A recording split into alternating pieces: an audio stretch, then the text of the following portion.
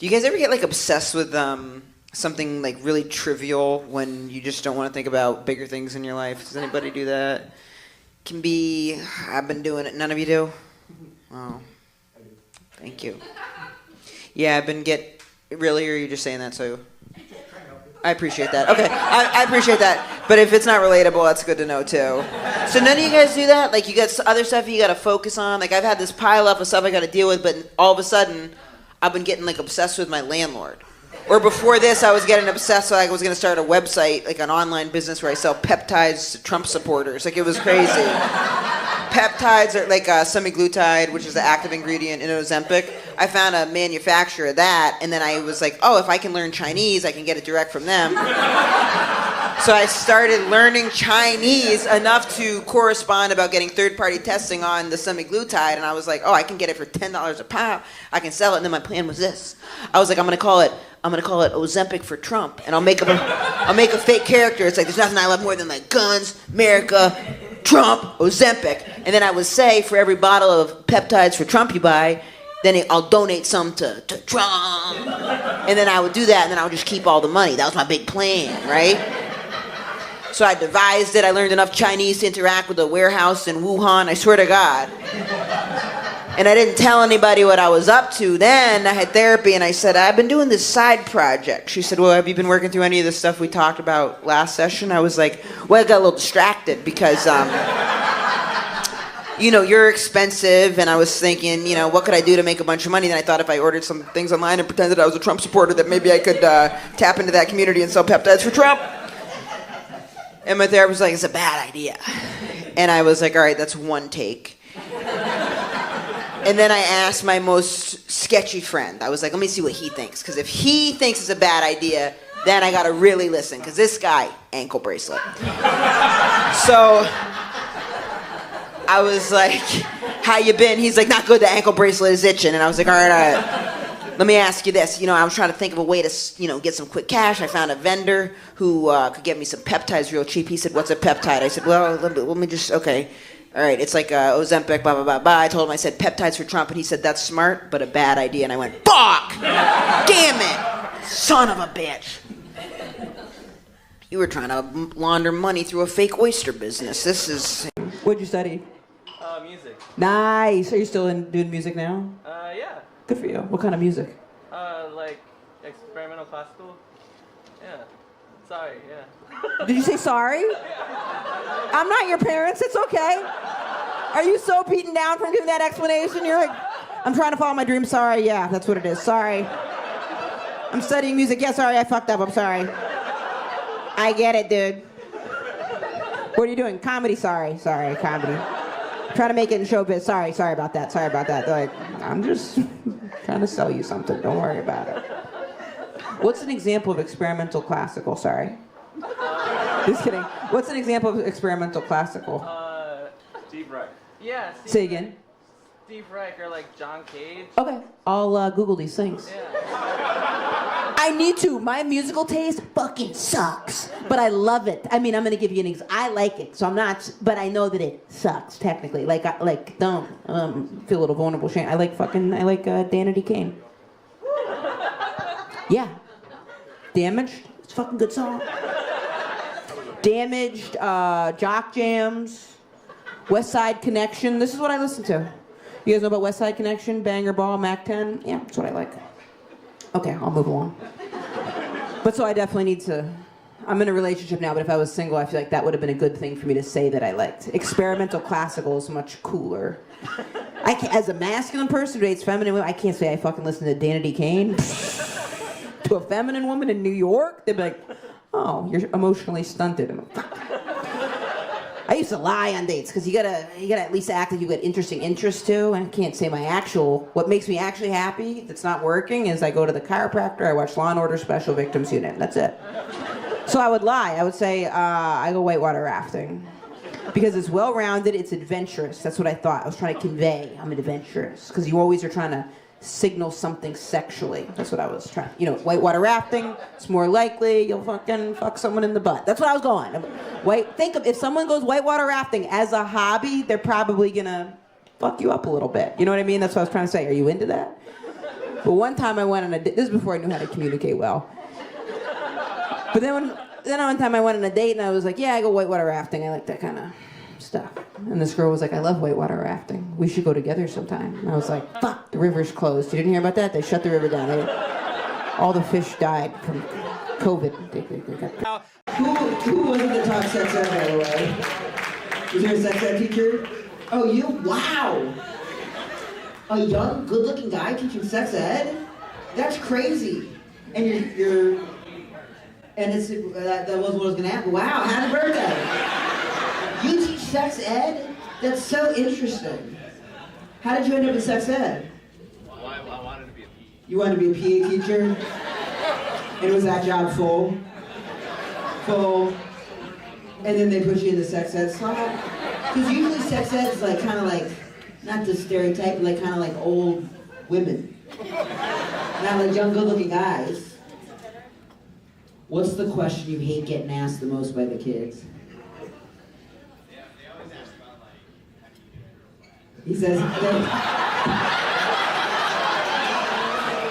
it? He said they always ask how you get a girl wet. Which I gotta say, I think they're asking you because you're a young, good-looking guy. You know what I'm saying? I had I almost said special. I had this sex ed teacher. I don't remember what her name was, but no one was asking her how anyone got turned on ever. Everyone's in the class like, what don't we do? Okay, like, and they'll use that language. They'll say, how do we get a girl wet? What do you say? Like, are you like, oh, like that's not something we need to worry about yet? It's in preparation for penetration. And then they go, and when he said preparation for penetration, he went like this. And then they say, but how do I do that? They don't ask follow-ups? So you say it's in preparation for penetration and it just like blows their mind. Like, how often do you have to update the curriculum? You don't want to say anything that would seem like you're flirting or inappropriate. I just feel like being a young, good-looking guy as a sex ed teacher, that's like a landmine. And you're straight? Damn. I don't know if it'd be any easier if you were gay, though. Who was the person that said, when someone said, what kind of porn do you watch? They went, male on male. You know, that was the most macho way to say gay porn. Like, what kind of porn do you watch? Men, fucking men! Oh, gay porn? No! Gay porn's for fags. I watch men, fucking men! Whole lot of left. I appreciate that. Are you with someone tonight or are you single? Dave, nice. How long have you guys been together? 30? Oh my God! That's amazing. Good for you. That's such an accomplishment. Have you guys been out that whole time? He said, bitch, I got a 3.5. Okay, so you're one of the sassy ones. Yeah. Yeah. You know, I don't actually, not to you, but I don't love the sassy gay guys. A little bit, because here's the thing. I just say that because bitchiness has never been a quality I love. Not in women, not in men. So when people are like, bitchy, it's not my favorite. But not from you. You're great, I'm sure. You're not bitch. I'd be nasty too if I was getting taken up the ass or something like that. Only gay men love the fact. I have to ask about your tattoos. He's got the sleeves. What are your tattoos? Different pieces? I've always wanted to do that, but I have a hard time committing to. Do you regret any of them? No. Really? I didn't mean really like that. That came out wrong. Really? Wow. No, that's because that's what my fear, that I would get something and then be like, fuck. And it doesn't interfere with work or anything? No, I mean, the sleeves cover it. You cover it up. What do you do for work? IT. Oh, so you're bad boy IT. See, that's kind of a flex, though. You see the IT guy on his computer, maybe they say something a little shady and you just start rolling up your sleeve. Is that right, Brian, an accountant? Let me just get my little. It's a flag. What type of IT?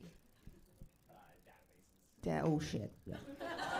That sounds IT-ish. I'll say that. Like for what type of company?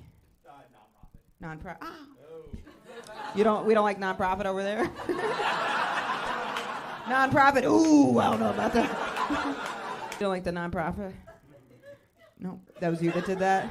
Oh man, of course, older white guy that says that. Non-profit. Ooh. No. Non-bad. Pro. I like watching straight porn because I like to picture myself as the guy, and I like verbal porn. So I saw one the other day. It was titled Verbal. It's like dirty talk. I didn't know that everyone didn't know this. Do you watch porn? Sometimes. Yeah. What do you? Threesomes. Yeah. So you know, like, say one of them was like particularly chatty in the threesome. I turn the volume down. You what? Wow, that is so interesting. So I do the opposite. I turn it up and I put it near my ear. I don't care what these fucking wildebeests look like. Oh, so you wouldn't, it's not yelling. Verbal is like, I like someone that really wants to get fucked and then someone fucks them. So I like it when a girl's like, I'm a whore, oh my God, fill up my holes, like, fuck me, come in me daddy, like, oh my God, I can't think unless you use me, like that type of thing.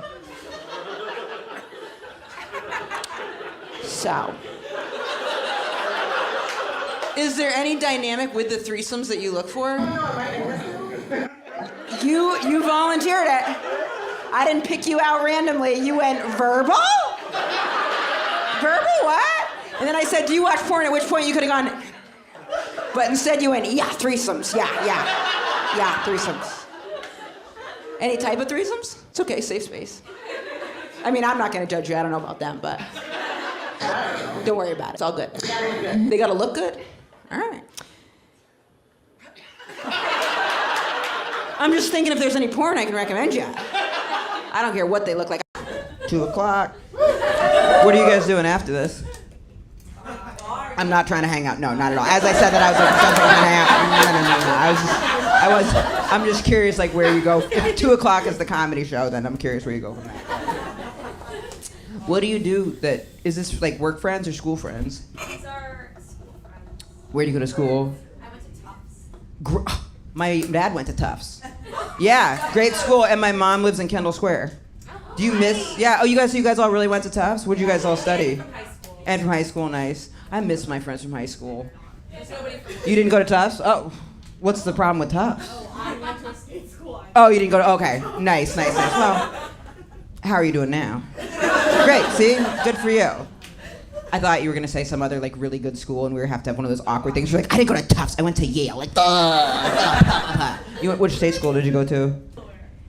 Good for you. That's great. And see, you're all in the same spot. Yeah, you're all. It all comes out. You know, I went to prep school and public school, and for high school, and the kids in the prep school ended up way more fucked up than the high school people. Yeah, because their parents usually didn't really pay attention to them, and they all got into cocaine. Yeah. Mm-hmm. Yep. That's how it is. Nothing makes up for parents actually being interested in your life. Wow. What type of work do you do? I work for a comedian. You work for a comedian. Is it an influencer comedian? Yeah. No.